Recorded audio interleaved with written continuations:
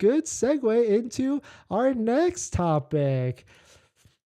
So in our next topic, we're going to talk about wall chargers. It seems like a review has been posted out that compared a ton of wall chargers out there. And of course, spoiler alert, Tesla has come out again as number one. And so we'll talk about it. We'll talk about which wall charger I went with. It was not Tesla.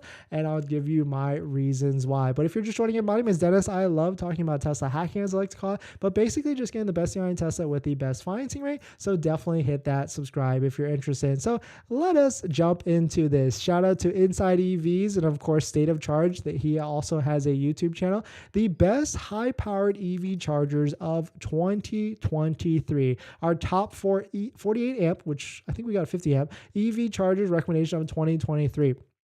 And so, of course, we got this one right here coming at number 4. Number 4, Wallbox Pulsar Plus $699. The good thing is we actually did not pay any tax on it.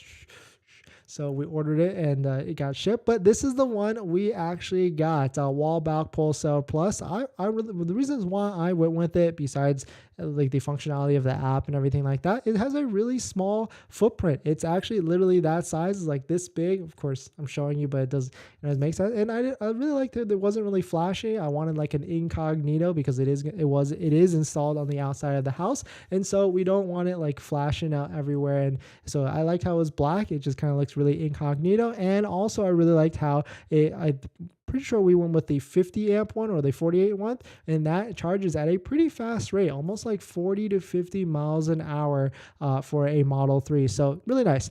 The number 3 for them came with the charge point. I'm not sure if I really like I think I just didn't go with the charge point because of the design of it. And I've seen specifically these holders break on people. Like, the reason why actually I don't like it is because the last apartment building that we had they had like 3 of these, and this broke after because of just so much wear. I mean, that could be because people are just, willy-nilly and just plugging in and not caring about it at all. But I wasn't really a fan of it, and so that's why I did not go with the ChargePoint Home Flex.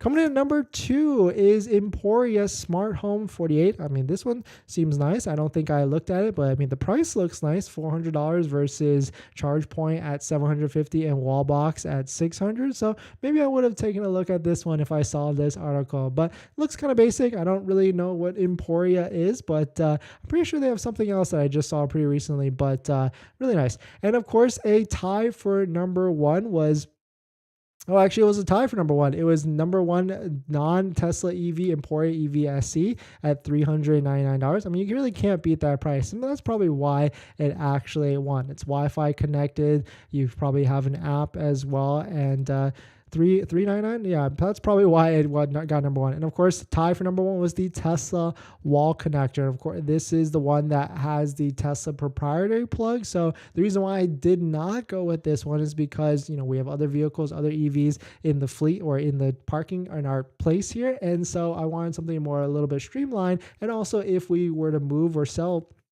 we want something that would work anywhere else or for the next person. And buying a Tesla wall charger only works for Tesla unless you buy an adapter on that. So, I mean, the reason, you can't deny some of these prices, $400 to $425.